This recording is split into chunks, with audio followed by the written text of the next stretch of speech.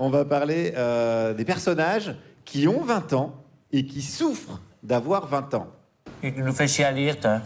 C'est pas marqué dans les livres. Qu'est-ce que nous fait chier à lire, docteur? Plus important à vivre. Juliette Arnaud. En avant les histoires. Ouais. Alors, attention, je vais chanter. On n'a pas tous les jours 20 ans. Ça nous arrive une fois seulement. C'est le plus beau jour de la vie. Bert Silva, 1934. Hier encore, j'avais 20 ans. Je caressais le temps et jouais de la vie. Charles Aznavour, 1964. À 20 ans, rien n'est impossible. On traverse les jours en chantant. Laurie, 2003. Et ça, ce n'est qu'un minuscule échantillonnage de toutes les chansons qui proclament que, franchement, avoir 20 ans, c'est si bien. Sous-texte, après, c'est la douille. Non. Sous-texte, maintenant que je suis vieux, ma passion dans la vie, c'est compter mes rides, mes regrets et mes varices. Un peu. Sous-texte, toi qui as 20 ans, t'as intérêt à péter le feu et la joie, ou alors t'es vraiment une merguez. Bref, si t'as 20 ans et mal à ta jeunesse, tu te sens aussi bienvenue dans ce monde qu'Élise Lucet a une âgée d'actionnaire.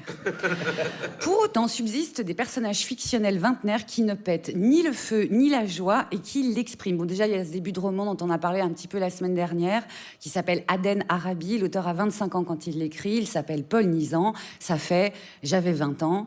Je ne laisserai personne dire que c'est le plus bel âge de la vie. Alors ça, c'est idiot peut-être, mais moi, ces deux phrases, elles m'ont vengée à l'époque de mes 20 ans tout pourris.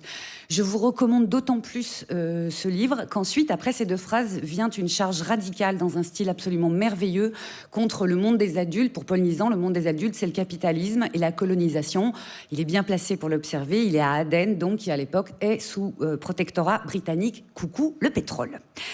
Quand ce n'est pas une conscience aiguë et douloureuse du monde, avoir 20 ans, en fait, c'est souvent s'interroger sur son héritage, sur de qui on est l'enfant. Et ça, on n'a pas trop le choix. Et le pompon de tout ça, fermez les yeux, imaginez, vous êtes l'enfant unique de Napoléon Bonaparte.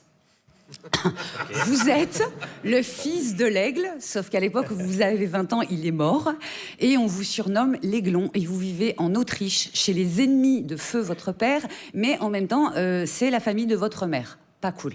Dans la pièce de Rostand, l'aiglon, Rostand, l'auteur de Cyrano de Bergerac, l'aiglon a 20 ans, et la question c'est, deviendra-t-il un aigle ? Bon, même si vous êtes nul en histoire, même si vous êtes Aymeric Lomprey, vous savez bien... je parle.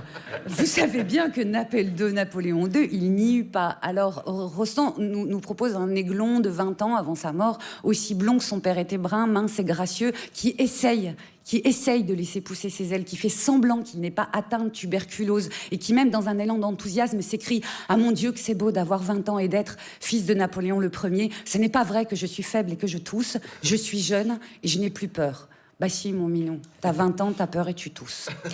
Ce qui m'amène tout naturellement à une fille trop bien, Jenny, dans un film extraordinaire qui s'appelle Love Story et qui date de 1971. Elle est géniale, Jenny. Elle étudie la musique à Harvard, comme Julia. Elle est pauvre, donc boursière. Elle multiplie les petits boulots. Elle est brillante. Elle a peur de rien ni de personne. Elle est dotée d'un sens de la répartie fulgurant. Par exemple, première scène, elle rencontre son futur mec. Elle lui balance « You look rich and stupid ». Elle a l'air riche et con. Il se vexe, il lui demande pourquoi alors elle accepte de boire un café avec lui. Elle lui répond parce que ton corps me plaît. Ils vont s'aimer de fou tout en conservant son sens de l'humour.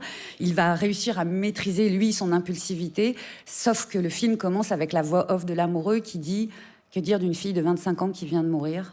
Qu'elle était belle et intelligente, qu'elle aimait Mozart et Bach et les Beatles et moi. » Moi, c'est Jenny que j'aime. Bah tiens, vous avez qu'à écrire ça sur ma pierre tombale. Merci Juliette. Juliette Arnaud.